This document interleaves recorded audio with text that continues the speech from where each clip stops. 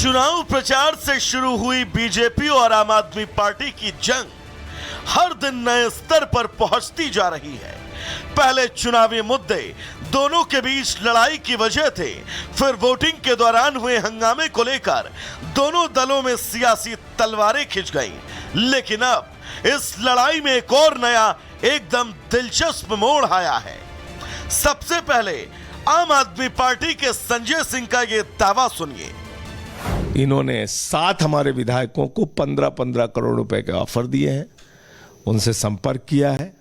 हमने अपने विधायकों को निर्देशित कर दिया है कि वो वीडियो बनाएं, ऑडियो बनाएं और इन लोगों को हम पूरे देश के सामने एक्सपोज करेंगे। ये 8 तारीख के पहले का एक जिसको कहते हैं हताशा में उठाया गया कदम है। फिर क्या था? संजय सिंह का दावा सामने आने के बाद आम आदमी पार्टी ने सोशल मीडिया पर दावों की तो जैसे बौछार कर दी। पार्टी के संयोजक केजरीवाल ने एक्स पर पोस्ट लिखा, जिसमें उन्होंने वही दावा किया जो आप नेता संजय सिंह ने किया था। उन्होंने लिखा कि उनकी पार्टी का एक भी नेता टूटेगा नहीं।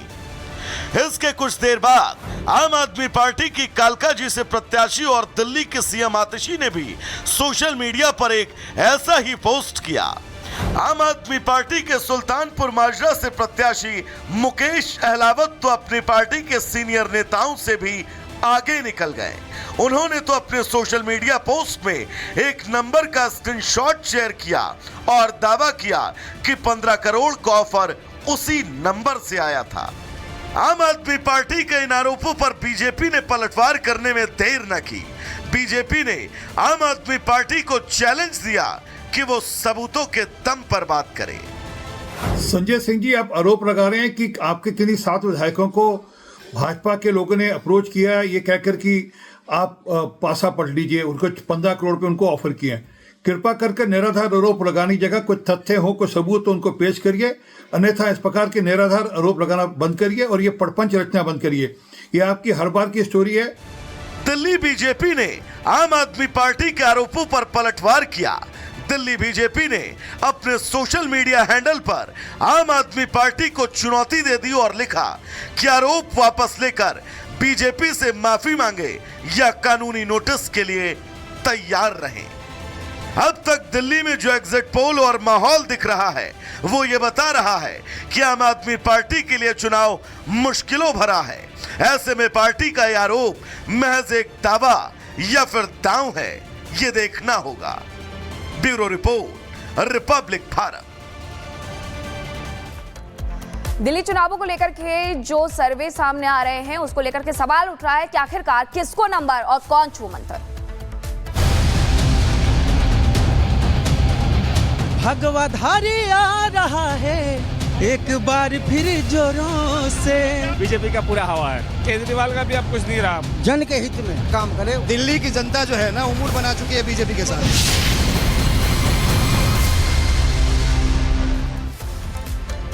तो दिल्ली का जनादेश सामने आने में अब केवल 24 घंटे से भी कम का वक्त बचा है। आम आदमी पार्टी की सरकार फिर से बनेगी या सत्ता से जाएगी, या दिल्ली में बदलाव होगा? सर्वे क्या सच होने वाला है? ये वो सवाल है जो अब उठ रहे हैं। लेकिन इन सब के बीच कई नई एजेंसियां हैं जिन्होंने सर्वे किए हैं। उनकी रिपोर्ट क्या कुछ कह रही है दिल्ली चुनावों को लेकर के, वो भी देखिए। एग्जिट पोल में तो साफ दिख रहा है कि दिल्ली से आम आदमी पार्टी की विदाई तय हो गई। बीजेपी बहुमत के साथ सरकार बनाने वाली है दिल्ली में। नई दिल्ली से भी चुनाव हार रहे हैं केजरीवाल जी। मोदी जी की लहर पूरे दिल्ली में है और वो मुझे पूरा आश्वासन है कि 40 से 50 सीटें इनकी आ जाएंगी। इस बार दिल्ली में भाजपा सरकार बनने जा रही है। प्रधानमंत्री मोदी ने हुंकार भरी तो क्या दिल्ली की जनता ने राजधानी की सेवा का मौका बीजेपी के हाथ में सौंप दिया है। मोदी के वादों पर दिल्ली ने यकीन करके कमान बीजेपी को देने के लिए बटन दबा दिया है। क्या दिल्ली में 27 साल बीजेपी का सूखा खत्म होने वाला है? 8 फरवरी को शानदार विजय सभा में हम मिलेंगे। विजय निश्चित है। ये सिर्फ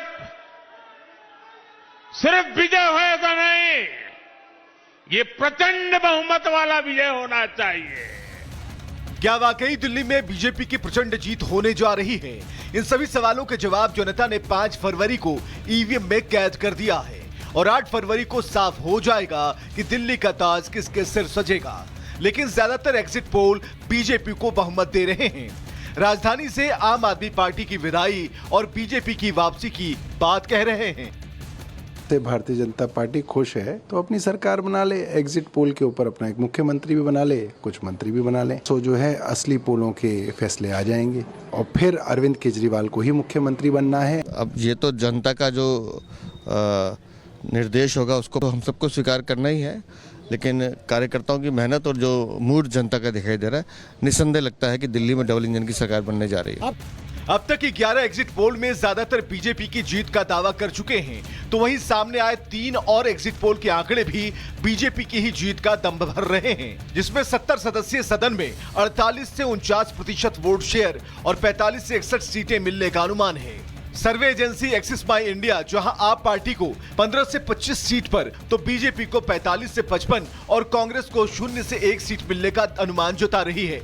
चाणक्य स्ट्रेटेजीज बीजेपी को 39 से 44, आप पार्टी को 25 से 28 और कांग्रेस को 2 से 3 सीट दे रही है। बात अगर सीएनएक्स की करें तो वो आप पार्टी को 10 से 19, बीजेपी को 49 से 61 और कांग्रेस को 0 से 1 सीट मिलने का अनुमान लगा रही है। यानी एग्जिट पोल के आंकड़ों के मुताबिक बीजेपी सरकार बनाने जा रही है। अब यह भी जानना जरूरी है कि अगर एग्जिट पोल एग्जैक्ट हो गया तो क्यों हुआ, क्यों जनता ने बीजेपी को चुना और 11 साल से सत्ता पर काबिज आपकी सरकार को नकार दिया। भगवाधारी आ रहा है एक बार फिर जोरों से। जय जय श्री राम। बीजेपी का पूरा हवा है। बीजेपी का हवा है। ये तो कह रहे हैं फाइट टफ है, मामला फंसा है। नहीं नहीं नहीं, बीजेपी क्लियर निकाल रही है और मैं भी हो सकता है फुल मेजोरिटी से भी ज्यादा है। वजह भाई वोटिंग पड़ रहा है, बीजेपी पक्ष में पड़ रहा है। जो जन के हित में, जो बच्चे के हित में काम करे, उनकी सरकार बननी चाहिए। वो है मोदी और बीजेपी। दिल्ली की जनता जो है ना उमूड बना चुकी है बीजेपी के साथ। केजरीवाल का भी अब कुछ नहीं रहा, बहुत उसने शराब घोटाले, बड़े घोटाले कर दिए। दिल्ली की सत्ता से अगर आम आदमी पार्टी बेदखल होती है तो इसमें मुस्लिम वोटरों का हाथ है। वो मुस्लिम वोटर जिनके जरिए सत्ता का रास्ता उन्होंने तय किया था, उन्होंने इस बार दिल्ली में खेला कर दिया। मुसलमान वोट क्या सोच कर देता है? बहुत समझदार महिला का पढ़ा भी यही सोच कर देता है कि बीजेपी को हराना है, केवल खाली काम के ऊपर देता है। न बीजेपी से मतलब है, न किसी से मतलब है, जिसने यहाँ काम किया है। हम लोग और हमारे भारतीय जितने लोग हैं वो सब ये देखते हैं कि बेकास होना चाहिए। मुसलमान यहाँ क्या सोचकर वोट देता है, बताइए। ऑल ओवर इंडिया एक प्रोटोटाइप कर दिया कि बीजेपी को हराने के लिए मुसलमान पूरी सारी पॉलिटिकल पार्टी मुसलमानों को कंसीडर क्या करती है, सिर्फ और सिर्फ एक वोट बैंक। महाकुंभ क्षेत्र में आग लगी है। महाकुंभ मेला क्षेत्र में आग लगने की खबर है। आग लगी है, यहाँ पर सेक्टर 18 में आग लगी है। कोई कैजुअलिटी नहीं है, सभी चीजें कंट्रोल में है। आपसे अनुरोध है कृपया करके असेंबलिंग पॉइंट पे पहुंचे, कृपया करके असेंबलिंग पॉइंट पे पहुंचे। बाबा जी तो देखिए अनाउंसमेंट यहाँ पर हो रही है, कोई भी कैजुअलिटी नहीं है, आग पर काबू पा लिया गया है।